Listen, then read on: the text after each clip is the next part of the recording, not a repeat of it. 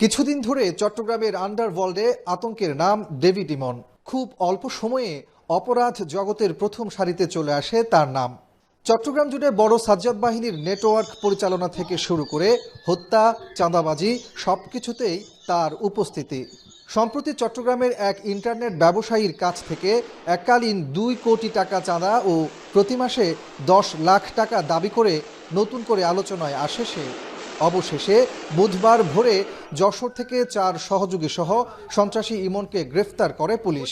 যশোর কোতোয়ালি থানার ঝুমঝুমপুর নামক একটি জায়গা থেকে আমাদের ডিবি পুলিশের 4টি চৌকস দল এবং থানা পুলিশের সমন্বয়ে আমরা চেকপোস্ট করে তাকে গ্রেপ্তার করতে সক্ষম হই। তাদের সঙ্গে প্রাথমিকভাবে কথা বলে আমরা যেটা জানতে পেরেছি যে তারা এই পথ দিয়ে ইন্ডিয়াতে যাবার একটা চেষ্টা করেছে। 72 ঘন্টা ময়েশ্চার লক সমৃদ্ধ লিলি হুইপ শিয়া মিস্টিক গ্লোয়িং বডি ওয়াশ। শিয়া বাটারের গুডনেস স্কিন রিপেয়ার করে রাখে সফট ও গ্লোয়িং, ছড়িয়ে দেয় লং লাস্টিং ফ্রেগন্যান্স।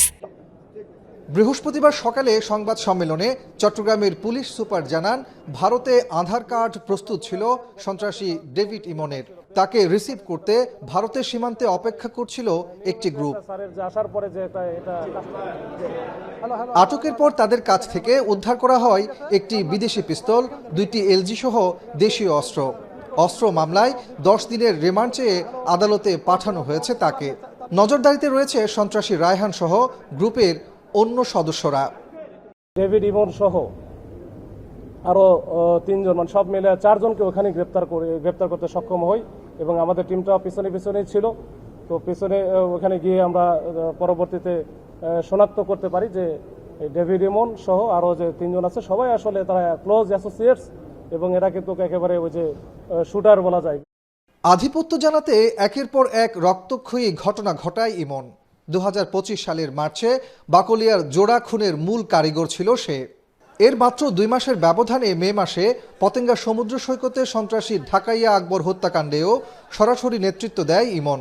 তার বিরুদ্ধে হত্যা, চাঁদাবাজি ও অস্ত্রসহ অন্তত 13টি মামলা পেয়েছে পুলিশ।